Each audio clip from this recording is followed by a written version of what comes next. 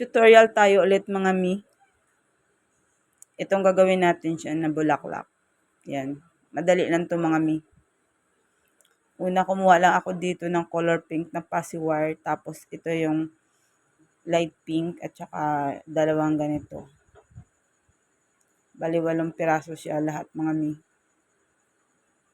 Sunod mga mi, kumuha lang ako dito ng 2 piraso. Tinali ko lang siya. Baling gagawin natin mga mi, dapat 6 yung sa pinakailalim. Sunod naman yung 5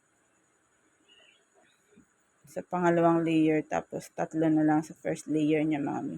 Unahin natin tong color pink na 6 na petals. Ganituin lang natin siya. Ikot-ikot lang natin mga mi. Ganyan, ikot lang natin.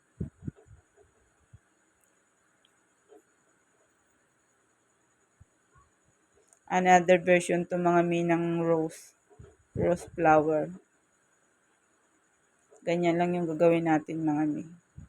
Diba, napakadali niya lang talaga. Madali nyo lang siya talagang sundan mga mi kapag gusto nyo talagang gumawa ng ganitong bulaklak. Yan. At okay na yung ating first layer mga mi. 6 na siya na petals. Sunod mga mi, ito naman yung light pink yung gagawin natin. Kung ano yung ginawa natin doon sa first layer mga mi, ganun din yung gagawin natin sa second layer. Bali, 5 ano na siya mga mi. 5 petals na siya ng ating flower. Kasi yung isang light pink natin kanina, tinali natin.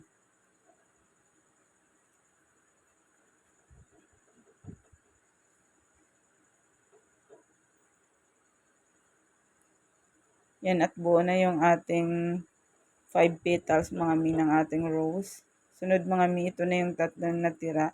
Bali, pinutulan ko din siya dyan ulit mga mi para hindi siya pantay-pantay yung ating petals. Ganon din yung ginawa ko mga mi. Ni-roll ko lang siya mga mi. Tapos i-roll nyo din yung pangalawa.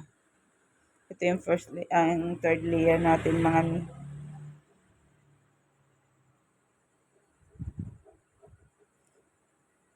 Diba, napakadali lang talaga siya mga mi gawin. Pag gusto nyo nga ng ganitong flower mga mi, madali nyo lang itong masundan ang aking tutorial. Maganda siya mga mi pag marami talaga yung magawa mo nito. Tinaray ko na nga rin ito mga mi sa iba't ibang kulay at napakaganda niya nga talagang tingnan. Nasa inyo na yan mga mi kung lakihan ninyo yung paggawa ng inyong bulaklak o maliliit. Ang gusto ko kasi medyo maliliit lang kasi parang cute siya tingnan.